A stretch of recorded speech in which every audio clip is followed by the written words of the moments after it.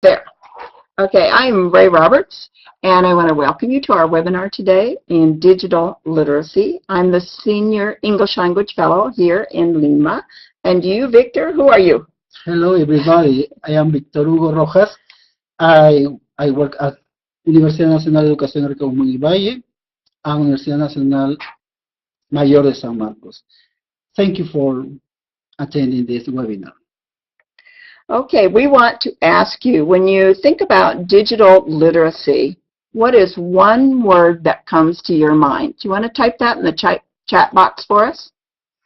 Ah, there's a note to you from Julio. Nice to see you, Victor. Hello, Julio. Knowing how to use the web. This is from Bolivia, from the Bolivia English teachers. Yes. Knowing how to use the web in order to teach better. Yeah. Angela in Lima, knowledge. Yes. And someone else? Facebook, Martin Vélez. Hey, Facebook, hi, Martin.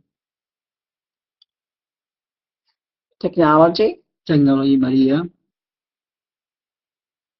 Hi, Martin. Okay, let's move on. So let's talk about digital natives and digital immigrants, able to communicate using the net. Angela, good. I want to talk first about digital natives. Digital natives are your students. Those are persons who grew up using the internet. They had video games, they had mobile phones that connected to the internet, they had the computer. And those are digital natives. Yeah, someone, Gustavo says he's an immigrant. My students are natives. Yeah. Exactly. Yes. And immigrants are people like me, and probably you, Hugo, too, or Victor, yeah. We are not native. And not we native. Are immigrants. We're both immigrants. And those are people who have come to technology later, and that we are all learners in technology and learning how to do that, learning how to use the internet, how to use the cell phones correctly, how to connect on the net. Are you good at your cell phone? I'm terrible at it. Yeah. Okay, so we're all still learning. Whoops. Oh, that's okay.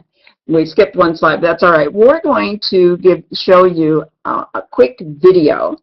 And while you're watching it, what is a word or short phrase that you think about while you're watching this? We're going to let Laura, the wonderful technology person, run that video for you. Adapting and evolving, teachers digitally empower diverse learners to connect, communicate, collaborate. Laura, there doesn't seem to be any sound. An interactive, technology-rich environment. Can you hear?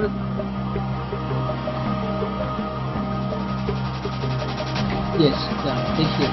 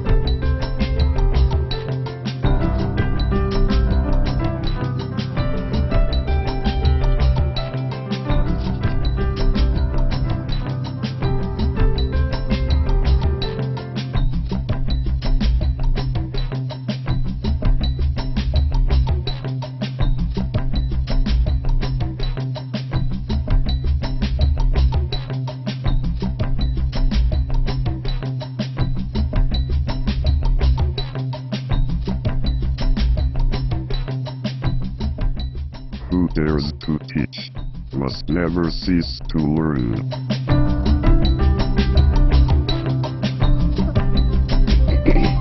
Okay, great. Prepare for the future. We have one response. What is a phrase or word that you've thought about while you were watching that? Never stop learning comes to my mind. Good, from the Bolivian teachers.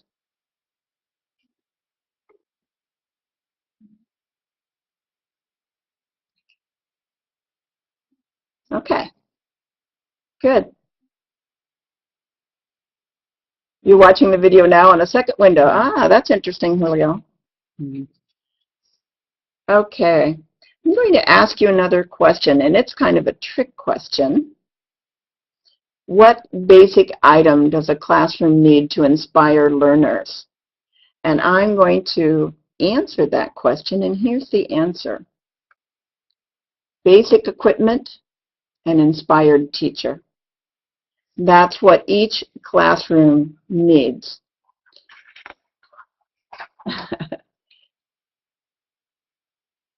Okay, so often teachers will tell me, I don't have equipment. I don't have a projector. I don't have speakers. I don't have the internet. Maybe your school has a computer lab, but you can't use it for teaching English classes. Or perhaps you have computers available in your university or school, but you can't use them for your class. And here's what I would say for that. Keep asking. I have a group of teachers that I've been working with in Peru who are high school teachers here that now have their own rooms. They just kept on asking. They didn't get it the first time or the second time or the third time they asked, but now they have equipment, they have their own room, they have a place that they can use technology in their classrooms. Keep showing the administration what inspired learners can do. Show them the kind of work that your students can do. And continue your own professional development to become a digitally literate teacher. And we're going to talk about how can you do that last one. We promised you could do it from the comfort of your sofa. Victor. Okay, thank you, Ray. I'm going to talk about 3 communications tools. I know you use some of them, blogs, wikis, and Facebooks. Okay, so I have a question for you. Who doesn't have a Facebook page? Please raise your hands. Okay, I think almost all of you have one. Okay, and so do many of your students too. Okay, as you know, Facebook is an online social network service. Okay, most of us use Facebook to keep up with our students, giving them the power to share, for sharing, for promoting collaboration and social interchange between them, and to get them engaged about their learning outside the classroom. Now, let's look at some other ways.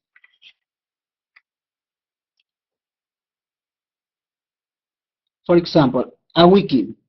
A wiki allows multiple people to work on the same document's web page. A blog is an online journal that allows the owner to post entries and others to make comments on the blog. All right? Now, let's take a poll about wikis and blogs. Okay, we're going to ask you a couple of questions here. We're going to put up a poll for you to answer. Yeah. We like you to answer 2 questions. All right, please write on the chat box your answers, please. I think we're going to have a poll come up. I'm not sure. I'm hoping it will in just a second that the poll will come up. That you can just answer on the sheet. If not, no. Okay. Go ahead and ask your first question. There it comes. Yes. Have you ever read a blog or a wiki? Please.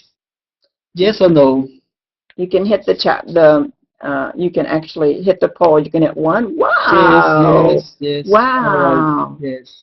All right. Have you read a blog or a wiki? Okay. Great. Okay, we're going to ask the Congratulations. next Yes, question. Hold congratulations. on. We're going to put up another poll for you. No. Oh, a couple of no's, a Yes, few yes. no's. Okay, Okay. good. All right. Roger says, I always read blogs. Good for you, Roger. A few more no's. Okay, No. Yeah. that's fine. Sophia, sometimes. Okay. Sometimes. Yeah. Blog and wiki. Blog and wiki. Veronica. Okay, we're going to put up another poll for you. And you can start thinking about this one. This one is, have you ever created a blog or a wiki? Here's the poll Next for you. question. Have you created a blog blog. or a wiki? You've read it, but have you created one? Yes. Wow, Yes. look at that. Mhm. Esther, yes and no. Esther says she's promoting a blogging contest in her school. Very nice. Wiki never, Gustavo. Vinaya says that she used to have one.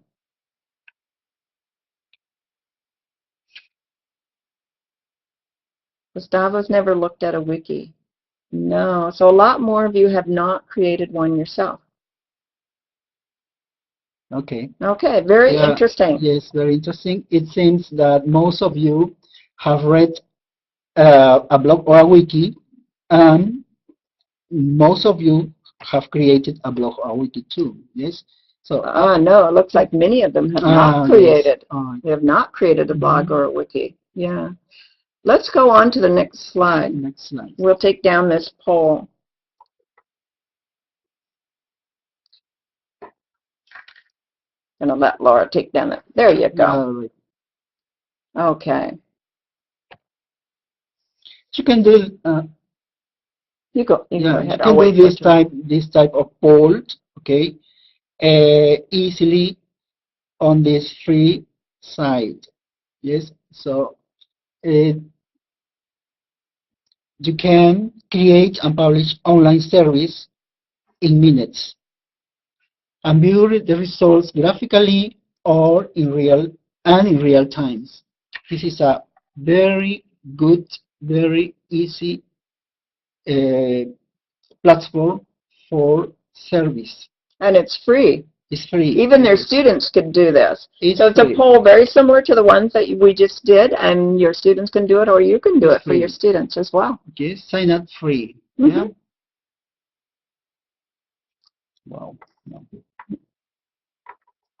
We just went a little too far. There you go. All right. Now, do you know these sites? Okay. So here on the RELO and this page, we can find these sites of teachers, Association of Teachers. For example, Bolivian English Teachers Association, the Colombian Association of Teachers of English, Federación Nacional de Profesores de Inglés y Escuelas Politécnicas del Ecuador, Peru TESOL, and Ben TESOL. Stay in touch with other teachers in Peru and abroad means to visit the webpage of these teachers' organizations. Where? In the RELO Andes region's webpage. Yeah. These organizations are one great way for you to meet up with other teachers and to keep your digital literacy going and to be able to talk to someone else. Let's talk about the International TESOL, however. The International TESOL is a way for you to meet teachers around the globe. And maybe you can't go to the meetings in the United States and Canada where they're held, but you can join. There's a special rate for global members, and it's $35 US. And everyone who is in the RELO Andes region is eligible for that $35 membership.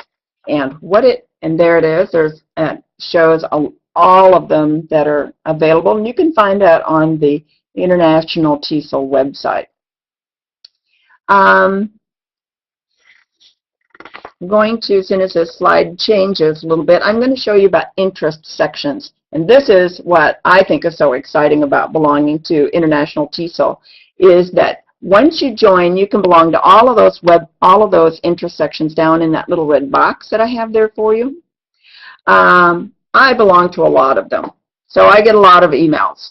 But it's such a wonderful way to connect with teachers all over the world and to find out what they're doing in their classes, what kind of issues, best practices. The two that I have listed there, the computer-assisted language learning, or CALL, and the videos and digital media are two that I belong to. Maria says $35 US annually. Yes. And those are two that I belong to, and over the years I've learned so much from other teachers about how to do something. It's one of the places that you can ask questions and to find answers, and communicate with those other teachers. We're going to turn this over to Victor here, and we're going to talk about, not sure why that's loading. So let's move on to this one. We're going to talk to you about shaping English Ning. There it is. Still not up. Yes. It's okay. We'll talk about it while we're waiting. Thanks. Okay. The shaping. That's the site. Okay. The shaping English. Is the way you teach. It's an IN, okay? It's a platform, an IN platform. It also has great information. Now, look what I have marked. So look at the arrows, okay, with information. Okay, there are webinars. You can join from your home to learn more about using trace effects games, for example. And you can find this on the U.S. Embassy website. We can find how to use video and free audio books too. Yeah, okay. Pinea says that she belongs there already. There are so many things on this. The screenshot that you have is just what they were talking about on the particular day that we put this screenshot in there. And you can see that they were talking about trace effects, which is on the RELO Andes site. You can find more about trace effects on the Embassy site and download it. It's a great English language learning game you can use in your classes, or your students can download it and take it away because there's no copyright for it. You can put it on as many computers as you want. They were also talking that day about using videos in your class. And they were talking about using audiobooks. You can see at the top right that there are audiobooks there, and they are all free for you to download from the Embassy website. So Victor's going to tell you a little bit about another learning blog, one that I've been using for a number of years, called, a gentleman by the name of Nick Peachy. Yes, Nick's Peachy on Nick's Learning Technology blogs. It's an extraordinary resource of information and ideas for English teachers. So where we can get a free subscription, okay, to this great blog, and Nick will send us new tech information each week. Okay, just check it out. So we have a question here about the last one. How can they subscribe? Just go into the Ning for Shaping the Way We Teach and subscribe. It's free. You can just go right in. And it looks like the Bolivian teachers have already joined. Good for you. Yeah. Digo is a powerful research tool and knowledge sharing community. It's a wonderfully fast way to capture those pages that you can never find again. Very, very easy, trust me. Here is one of that David Fay has created. And David's the RELO. Okay, some of you people might not know him. And you can also go to it and look for many resources. Look at the right, and you will find 2 technology resources for you. Web 2.0 and technology. Check them out. Check them out. Okay. Yeah, that's a great resource, and it just keeps growing as he keeps adding things, but you can have your own as well. Yes. Digo, it's really, really easy to set up, and it's really, really easy to use. Okay, go to the site and listen to the video to find out more. Okay, so look at the video tutorial. Okay. Yeah, they can watch it when they go to the website. They'll be able to see that video. Yeah. And you've got a little mark for get started now. And that video you can see, we're not going to show it, but you can see all the little different things that you'll be able to learn about how to use Digo, which is pretty cool. I used to use Delicious, which is just like it. Yeah. All right. So, just a minute. There you go. Yeah. Okay. Take a tour to see all that Digo can do, and also check out the free education edition update. Okay. Try it. The free education edition update. So Maria says, Digo rules. Yes. Yay. Yes. Okay. Now. Oops. Yeah. We're having some issues of our own. Next one. That's it. Let me tell you about this wonderful group.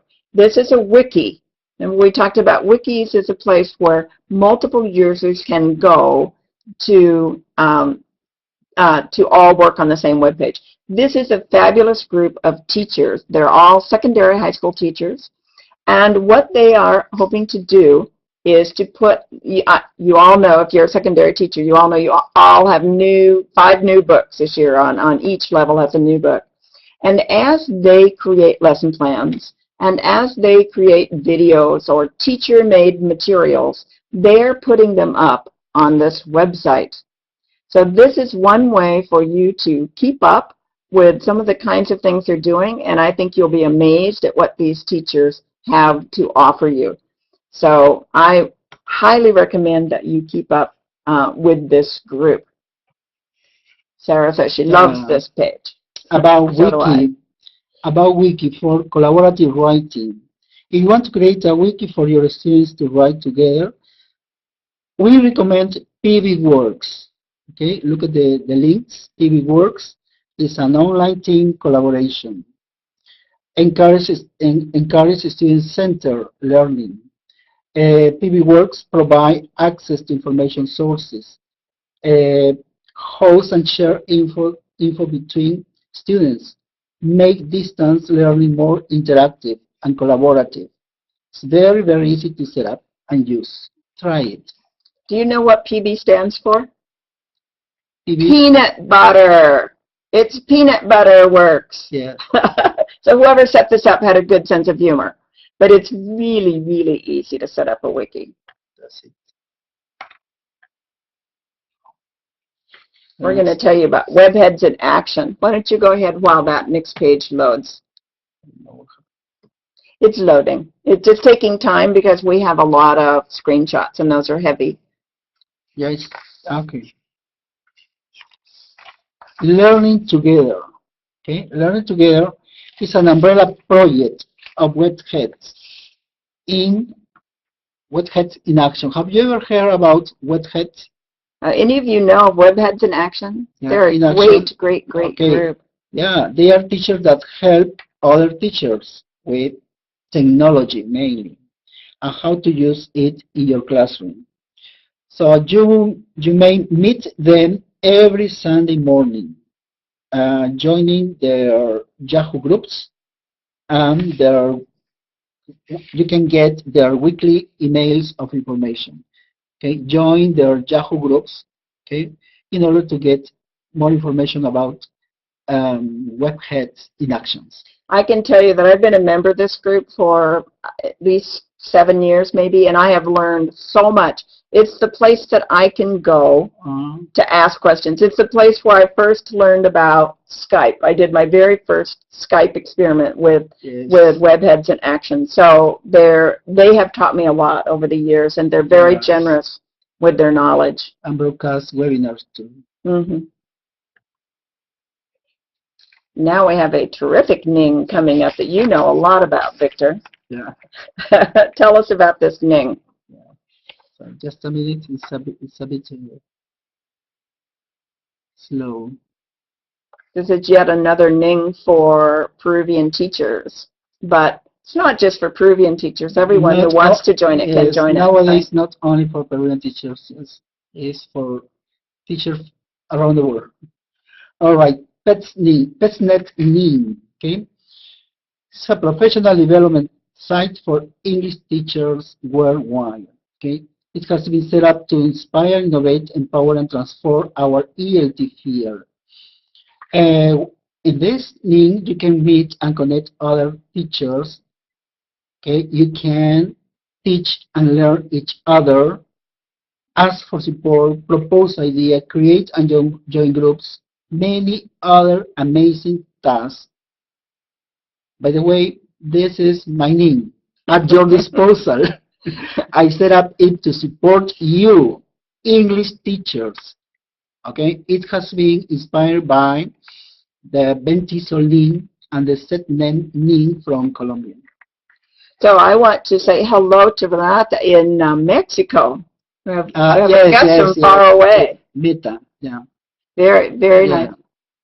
Okay, I want to tell you about a blog, and I've told you that blogs are really easy to do, and this is a blog that I've set up. I set this up for English teachers in the U.S. when I was teaching there, and it's how to do digital storytelling.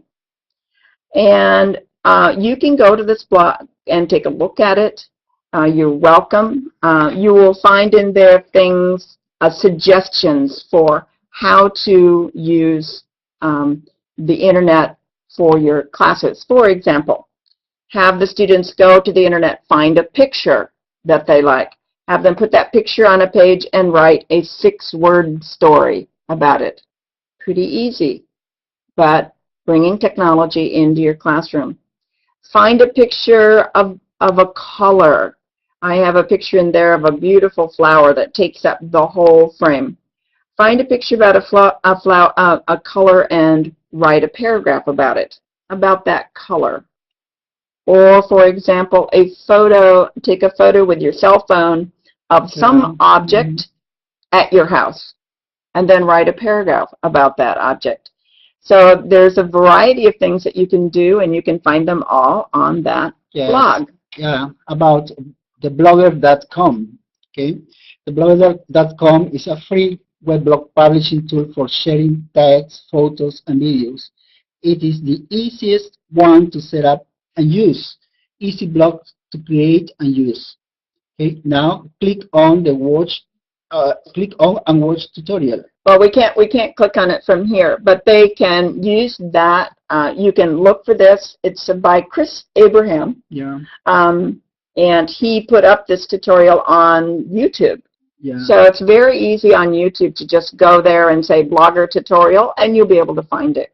That's it. Or they can click on this later when they download this. Yeah. Okay.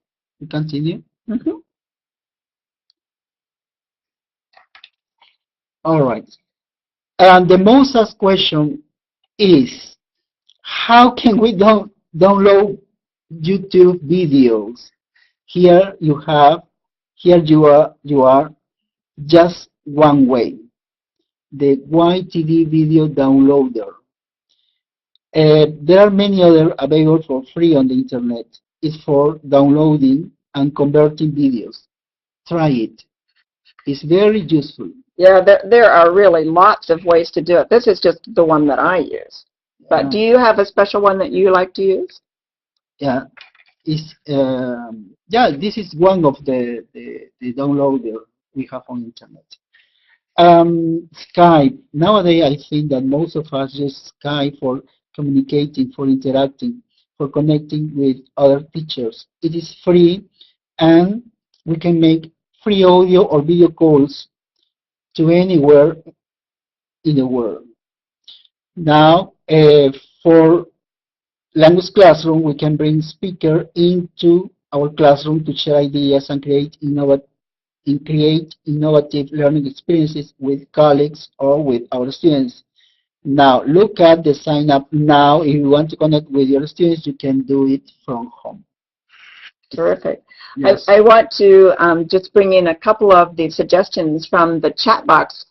There's a suggestion from the Bolivia teachers that they use savevid.com for downloading. Let's see, yeah, YouTube Catcher is another one that's very popular that Rosanna suggested. Yes. For when you do Skype, I just want to say for a minute that there is a special section in Skype for English teachers. Yeah. And, you know, when you use Skype, it's just me and you, just the two of us on the video. And if you want more people, you have to pay. However, with English teachers, you can sign up for free, and I believe it's 5 or 10 videos that you can run at once if you have that kind of connectivity. That's free for teachers. So it's wonderful for bringing in field trips and other speakers. On the chat box, our guests they are suggesting other ways of downloading videos. For example, Real Player or Sophia proposes the KidVid 2, for example. Yes. And Roger, Mozilla Firefox. Yes. Free download helper. There's another one. Yes. No, I haven't used that one, and I use Firefox a lot. So thanks for that suggestion. Let's talk about what does a digitally, I have a hard time with that word, digitally literate teacher bring to the classroom.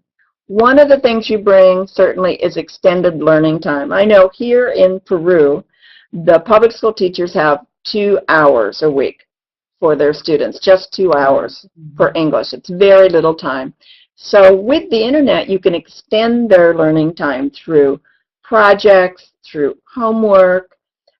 We have independent learning there. There's thousands of independent learning sites that the students can go to, and you could help them with that, help them find some of those. The other thing I really like is all student strengths are activated. We talk so much about learning styles, and we talk so much about differentiated learning, being able to activate. With the internet, each of the students can show how much they know through their own strengths. Not everyone has to do exactly the same project. Nurturing creativity, nurturing curiosity. The students' interests will be piqued. Increased opportunities. We talked about the possibility of field trips with the Skype or with videos that you downloaded. I know last year that the public school teachers did a unit on Africa. It would be very easy to find out about Africa, bring in a video, or connect with someone in Africa to talk with you as a guest speaker, perhaps. Or you could get someone from the United States or another country to be a guest speaker for you. You can bring in all of those people that would be hard to physically have them there. You can bring them in through the internet, through videos, or through Skype. So if you have internet access anywhere, at home, at school, in an internet cafe, in your office, if you have it anywhere, then you can do all of these. You have new ways to practice speaking, listening, writing, reading. You have access to songs. It's very easy to download a song video, for example, or to find the lyrics. So often I know a song, but I've forgotten the name or I've forgotten who did it. But if I can get just part of it in the search box with Google, and then I write "and lyrics," I'll be able to find it. Pretty much 100% of the time, I'll be able to find it whether I know all of it or not. Videos, again, student independent learning sites. I've used the word platform, which all of you may not be familiar with, but let's say that blogs and wikis are platforms on which the students can publish their work. We often publish student work by putting it up on the walls or sharing it with other students. But this is a way that they can publish it easily for each other to see, and for their parents and their friends to see, and most importantly, for your administration to see what kinds of things that you're doing in your classes. Don't be afraid to show off. It's good. And show off your student work. Ways to create and express, ways to gain confidence. Students become so much more confident. Some research has shown that students who use the computer to write with write on average twice the amount that they would if they were writing by hand. And ways for students to get answers to questions. But the key word that I want to say here is engagement. The students are engaged. Let me just check the chat box here. Sarah saying that she cuts the essential parts of videos. That's for those of you who are more advanced and know how to use video clips, can clip them into little parts. On this particular page, I'm not going to dwell on this, but very often we've talked about Bloom's taxonomy, or higher level thinking, higher order thinking and critical thinking in our classrooms. And you can see on the left-hand side, the old version, creating, evaluating, analyzing, applying, and understanding. However, when you have time, come back to this, or just look for this online. And it has higher order thinking skills as it relates to digital applications in your classrooms. And it's so much more expanded than the older ones. We have coming up what is one of my favorite slides and favorite cartoons. And it's going to load in just a second, I hope. That relates to, while that's loading, let me check just the chat box and see how we're doing here. Collaborate, Jimmy says collaborating. And I'm reading, this is, yes, a revised taxonomy for the new century. Yes. Is there a way to download this? But yes, you can download it. It's available in SlideShare. And look at this. For a fair selection, everybody has to take the same exam. That's what we do in our classes now, and we have the students do the same work. Please, everyone, climb that tree. You can see that for one of the students there, the monkey, that's probably possible, but that for the rest of the students in that class, they have other ways of learning. They have other ways of showing how their knowledge and expressing their creativity and expressing themselves. They are all equally as intelligent.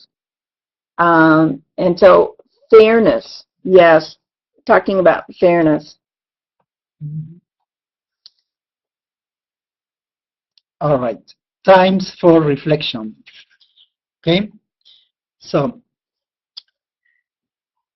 ask these questions by yourself. Okay, am I a digitally literate learner? How can I use my digital literacy to help my students learn in different ways? Reflect on your answers. Join together to learn and to help others to learn. Teachers never stop learning. So this is another beginning to continue learning. Yeah, what I really liked about the video that we watched was the yes we can and yes we can together, and the never stop learning. I continue with Webheads. I continue with 3 or 4 other Nick Peachy's letter, Larry Fazo's letter. I continue with those all the time so that I can continually, every day, keep up my digital literacy. The invitado says, I'm not a digitally citizen, but I'm a happy immigrant. Yes, that's it. Taken a lot of effort and time, though. It does take a lot of effort and time. So if there are any questions out there, let me look and see what we have. Read in Forum magazine, this is Fiorella, how to use students' mobile phones in learning. So that's very interesting. I asked my students to create their own video to sell a product. How interesting. And they made their own video outside of class, and then they sent it to me in an email. Great. I hope that you put those up on the internet if the students approve of that. And let other people see, let your administration see, let their parents see the kind of work that they're doing. I talked last week about students doing videos. I have a friend up in Junin who does this in her classes. She allows her students to make videos themselves, music videos, learn a song, memorize it. They can do it alone or as in groups, and then videotape that and put it up on her website. So that the students love that, and it's a great way to learn English. It seems there's no question. If there is any question, please. No questions. Okay. Thank you. Thank Okay. you all very much for